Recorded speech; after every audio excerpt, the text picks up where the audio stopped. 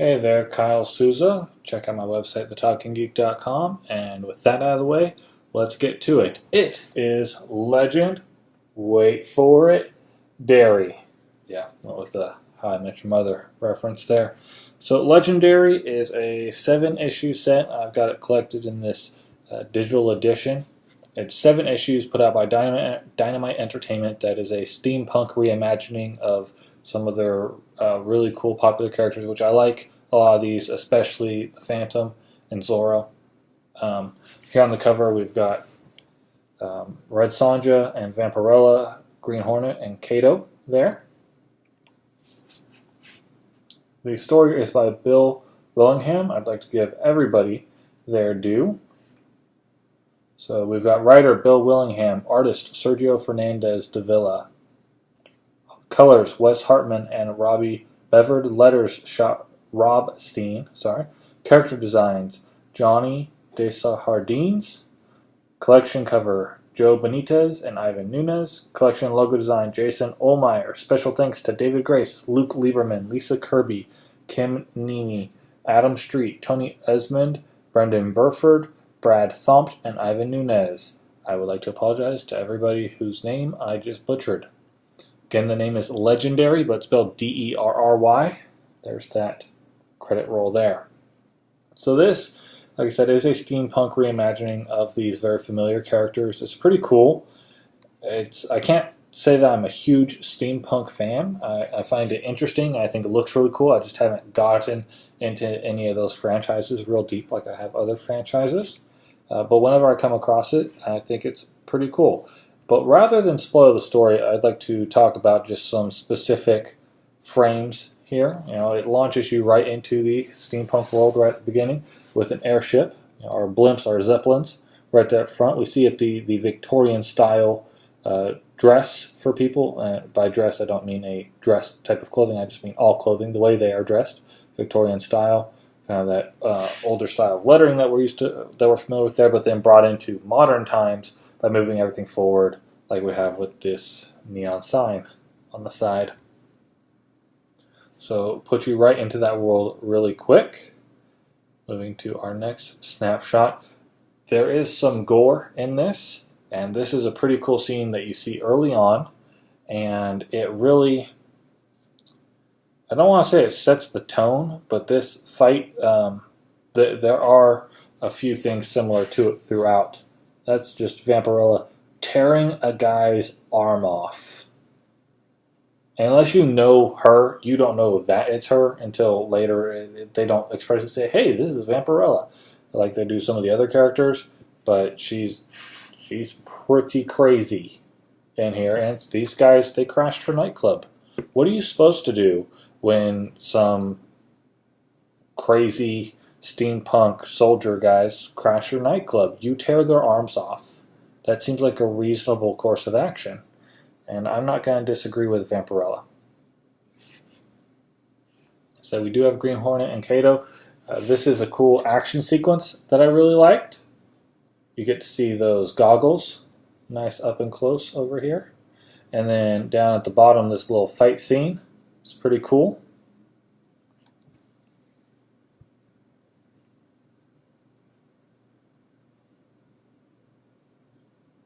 Going to my bookmarks here. I use the Google Books app, load up. This is an optimized PDF, so it's not the best quality. It's not the high quality PDF or the HD PDF.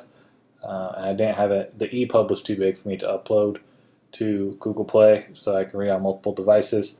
So the art is better than what you see here. Not that it even, if it were high quality, would necessarily project too well onto the screen, as we saw with my Blood Ties video that I did with the Boba Fett Star Wars graphic novel. Anyways, we get introduced here, this guy in a wheelchair.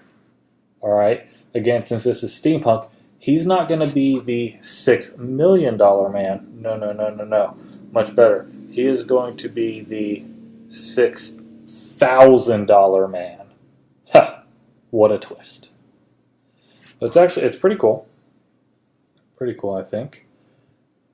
We get to see him in action. They really, play up what, gears and cogs, steam power, that's where the name steampunk comes from. Got that whole steam power vibe to it all, even if it's all not really steam powered.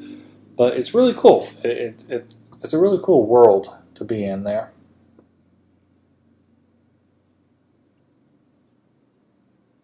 And then we get to see one of my favorites, The Phantom. I enjoyed that movie from the 90s, The Phantom. And then you also have the Defenders of the Earth, or maybe Defenders of Earth. Is it Defenders of Earth or Defenders of the Earth? I forget which, but an old cartoon series.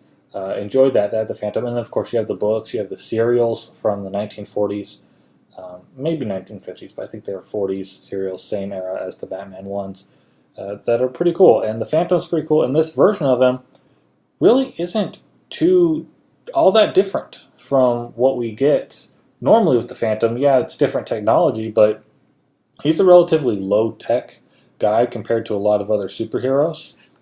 And, oops, got my screen turning on me. I like the Phantom. I even liked the little sci-fi 2-part special that they did for the Sci-Fi Channel back in the 2000s. He said, aside from good guys, there are bad guys, including women. A couple women. We've got Lydia Volcalin, Felix Avalon, Ming, in case anybody's not familiar with Ming, General Tara, Dr. Moreau, Queen Frazara, and Kulan Gath. Those are your bad guys. And somebody else I'm not going to reveal because I don't, like I said, this isn't about spoiling the story. This isn't even about telling you the story and what it's about too much. It is about just, this is a cool book, and I want you to read it. I want you to see some of my favorite parts from it, and maybe that will entice you to read the whole thing. So we get this part where a woman with red hair, known as Miss Spadarossa, has killed a beast in front of the Phantom, and I like this line because he's like, Miss Spadarossa, don't take this the wrong way, and then he kisses her. Like, don't take it the wrong way, but we're going to kiss now. Because I just saw you kill a monster. And that's what the Phantom's into, in case any of you ladies were interested, or guys were interested in what he wanted. Alright, let me jump here to the next one. Make sure, okay. Yeah. Then we enter Zorro, fighting Red Sonja later.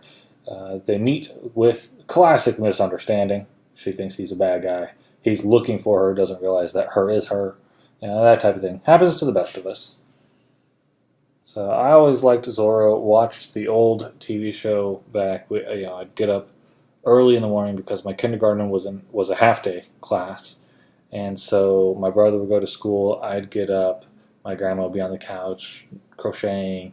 I'd be there with my little Eureka's Castle TV tray, eating Captain Crunch or some other cereal, watching reruns of Gilligan's Island and Zorro and I Dream of Jeannie. These great shows.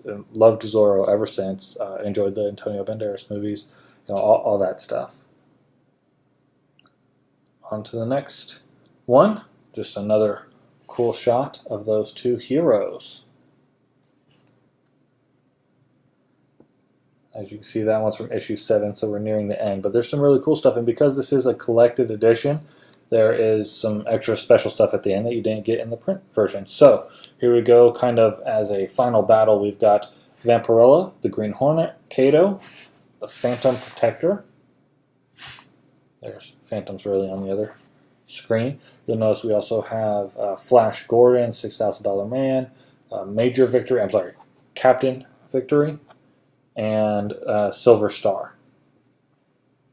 So got that. So Flash Gordon, in case anybody's not familiar with him, go check him out as well. So we've got that big battle. And then I think that's all that I had of the actual storyline pulled out. Yep. So that's it for the storyline. So the extra stuff, that's really cool. When you get this digital edition, here's the notes when they were actually making it, how the writer and artist went back and forth, or how the writer told the artist what to do. So it says, spoiler warning, the script contains spoilers for events that happen beyond issue number 1, because they're letting each other in on the foreshadowing, saying, hey, keep this in mind while you're drawing. And it tells us panel 1, panel 2 describes it, has what the text is going to be in the bowl for the guy doing the lettering. I've already forgotten his name, my apologies. But it's a description of the scene so that the artist can do their job. Description, what words need to be said so the letterer can do their job. The colorists got to come and do their job. The writer is telling a story, but everybody else has to bring it to life. And as someone who enjoys how things are made and is really into comics, I think that this is really cool. And it goes through this for actually all the books are in this edition. So I think that is pretty cool. And then we have just some special covers. So these are alternate covers for those unfamiliar with the comic book world. You usually have more than one cover for special books, or even not special book, more than one cover. You might have just a standard variant cover that for every 5,000 issues that somebody orders, they get one copy of this variant, or for 500 issues, they get one variant. That's a more realistic number on anything other than like the big Star Wars #1 book that came out, or some of the other big titles. But then also comic shops can get their own variants done, and that's pretty cool. So this one is issue #4, Travelogue cover by Johnny Desardines, Adriana Lucas, and Jason Olmeyer. Again, my apologies if I mispronounce any of those. I like this one. It's done like an old travel poster. It's got the Phantom in the background. We've got a hippo there, though I don't think we see any hippos in the book at all, but I just think that old classic travel poster style is pretty cool.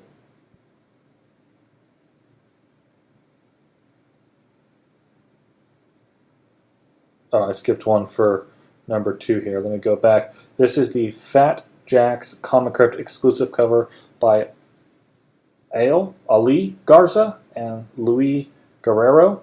Again, my apologies if I mispronounced that.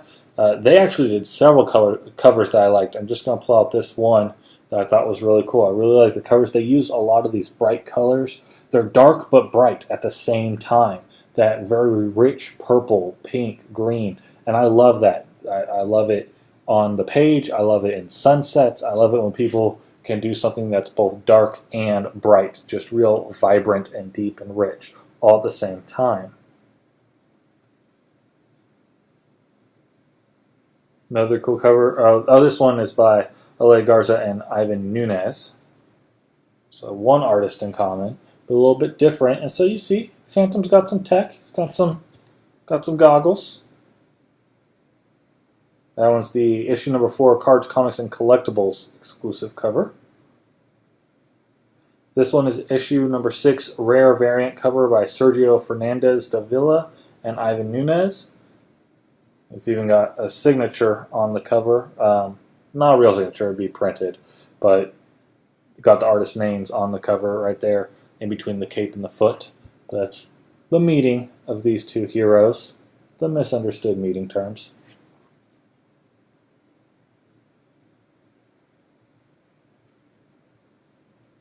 And this one people, one power, one mentality, or one principality. So this is kind of your propaganda, World War II style propaganda poster that is then cut with Zorro's Z, which I always think is a cool little symbol to have. I don't have a sword or a signature to do with it, but if I did, that'd be a good one. And I believe that is all that I had picked out. Yes, that is the end of Legenderry, a steampunk adventure. Hopefully that was enough to pique your interest. I will include a link to get your own copy of this.